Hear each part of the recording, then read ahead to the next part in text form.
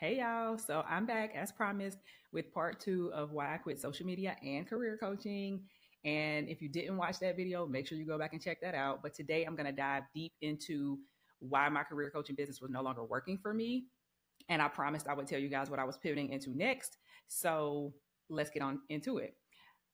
There were three things that really kind of helped me realize that the coaching business was no longer working for me. The very first thing that I realized is that the results were not in my control. And that really bothered me. When you're coaching other people, what I found is that, especially in career coaching, all candidates are not built the same, right? I can give the exact same tools and templates and know how. I can give that same thing to multiple people, and they all perform differently with it. It just seemed like all candidates were not created equal when it came to the same tools. And that is running really rampant in today's job market because a lot of qualified people, they still can't get jobs.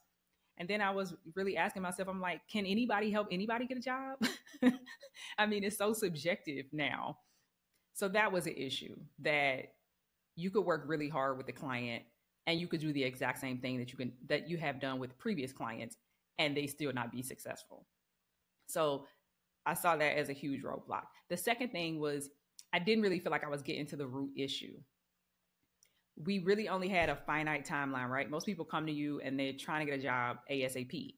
So we would launch immediately. We would spend a little bit of time on mindset, but we would launch immediately into the tactics, the branding, the LinkedIn, the resume. We would launch immediately into those things so that they could get going in their job search as fast as possible. But I found that to be a crucial mistake. It turned out that one session of mindset work was just simply not enough. People really needed like 4 to 6 weeks of mindset work. And what I mean by mindset work is your confidence level, how, your ability to show up, right? If someone gives you all the answers to the test and you still freeze when it comes to test taking, right? Where are we? It doesn't matter if you have all the tips and tools and tricks. You have to be able to follow it through. And so I really think that we need to spend more time in that area. And the way my business was set up and the way most people want to receive career coaching, the expectation is that there's not as much time spent there because you need to get down to business. You need to get down to getting that person a job. So that was an issue for me. And then thirdly, what really, after taking some time away, what really, kind of the light bulb went off was that the problem was too short-lived. People are looking for a job for a short amount of time when they need a job or when they want a job. And that emotion and feeling is so fleeting. And so it didn't really give me a chance to like build, not that I didn't build lasting relationships with people, but if you're no longer looking for a job, or no longer interested in advancing your career, then we might not have as much to talk about. My emails and content may not be as interesting to you. And I really wanted to focus on building more solid, long lasting relationships with the people that I was doing business with. And so I didn't want to continue on in a business where it was, really short lived. The time that we engaged with each other was really short lived. I mean, some people only work with for 6 weeks. And sure, I could reach out to them and keep up with them. But when you're building a business, right, the idea is to keep people engaged because they always say it's harder to find new clients than it is to continue to work with your existing clients. And I didn't really have a way of continuing to work with my existing clients. So those are the three reasons that really helped me realize career coaching, this business is not for me. It's either the business model, what I'm coaching, something I need to change it. Because people still come to me for help. Even when I wasn't promoting myself, I still was taking on clients behind the scenes and I enjoy doing the work. So that's that. So I'm starting over. Long story long, I'm starting over and I'm not taking this decision lightly. Like I said, I spent 6 months thinking about it really. So one of my good girlfriends, she sent me a video and it's actually about how writing online can make you a millionaire. She's interested in me in starting a blog. And so I watched the video, and one of the key things that I took away from it, the lady who was speaking in the video, she was talking about the difference between building a business and building a brand. And she was talking about building a brand in a different from a different perspective where most people come from. Most people on the internet are telling you to build your personal brand, right? Where I show up as Jerry Dozier and I position myself as an expert.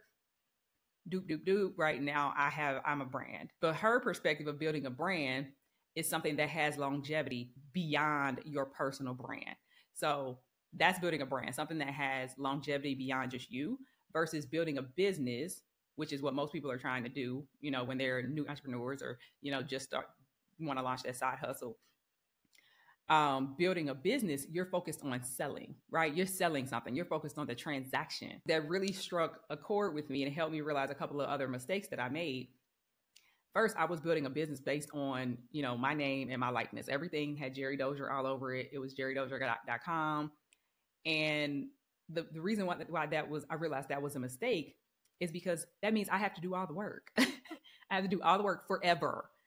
And I was like, here I am struggling through burnout, and I don't really have a way to I don't have a way to disengage, because if I disengage, the business shuts down.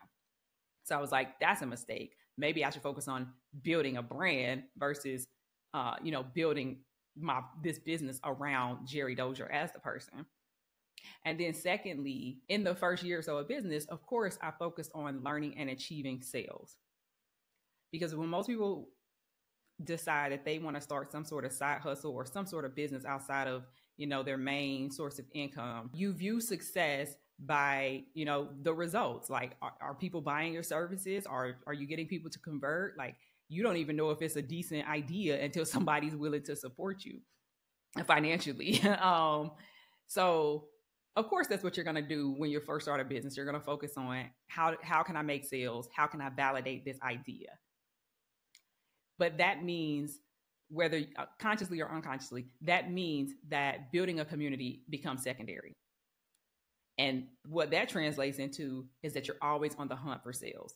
Because if you don't take the time to build your community first, a big enough community that can drive sales on a continual basis, that means you're going to make a sale, serve that client, have to go find another one. Make a sale, find a client, you know what I mean? Serve that client, and you're in a continual cycle of always having to go find new clients and be on the hunt for sales. And that's really not a good feeling. And I don't think people, when they start out in business, they realize that. It's just not going to work long term. So you're here because you want to know what my new venture is. So I'm excited to share that my new venture will be a brand all on its own. And then I'm focused on building community first this time around. So what is it? Yes, I know you want to know. I'm changing the name across all of my channels to, drum roll, Confidence is Cash.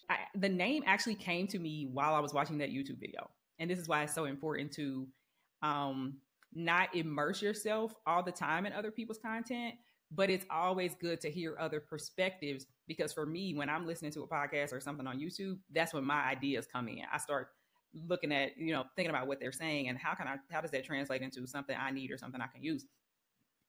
And so the name was inspired by two things. What are most of the people on LinkedIn struggling with? Whether you're trying to find a job, trying to get a raise, whatever it is you try to do, a lot of them are struggling with confidence. Even if they don't know it, they're struggling with confidence.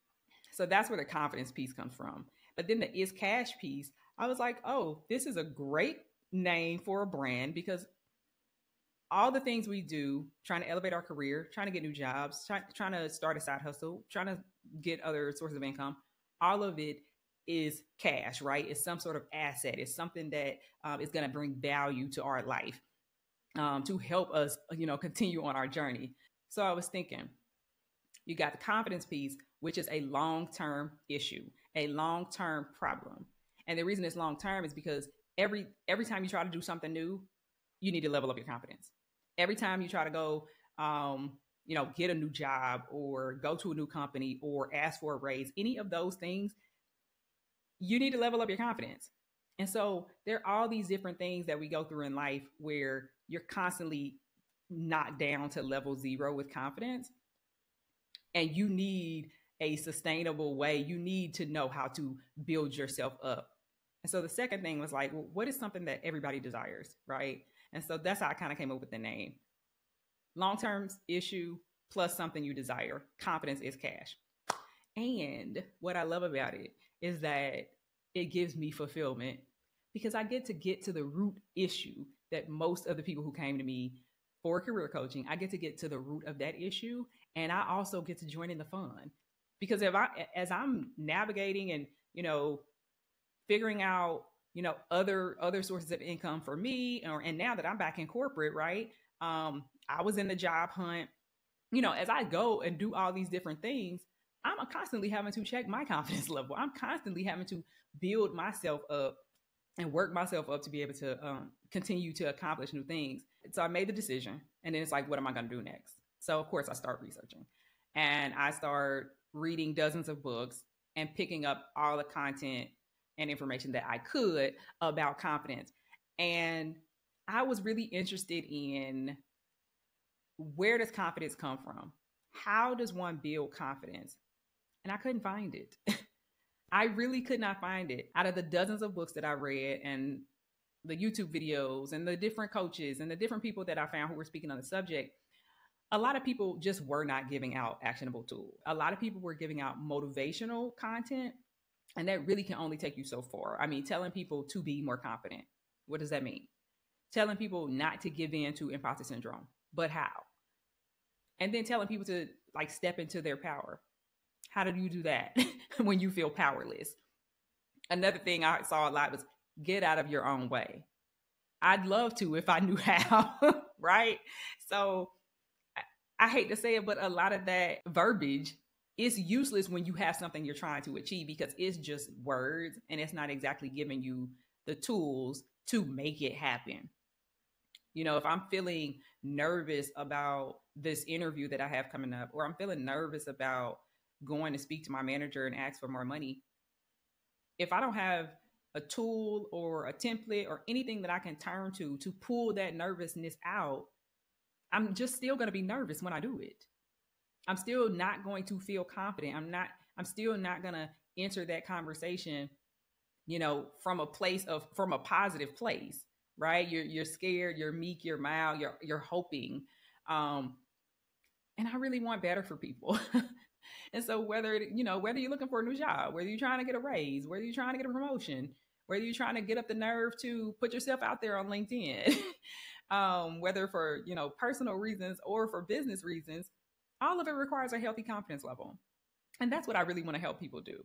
So I'm creating a platform where we will do just that. We will be turning our confidence into cash by challenging old beliefs, by taking new actions, and we will see better results. So if you have some big career and money goals and you can't quite put your finger on what's in the way of you achieving them, you've read the books, you've watched the YouTube videos, you even hired a coach and you still haven't done it, you'll want to subscribe to this channel, and you'll also want to sign up for my newsletter. I used to go live a lot on LinkedIn, but in the spirit of building community, I'll likely just go live with my subscribers. And a bit of that is because I do have a job now, remember? So trying to balance everything out, I think I really want to spend a lot more time with my subscribers and the community that I'm building. And I know this was just a brief teaser of what will be rolling out, but all of my content will be shifting over to be confidence-based, and you will see the name change everywhere. So pull up a seat, y'all. We are about to get in our confidence bag. Till next time. Bye, guys.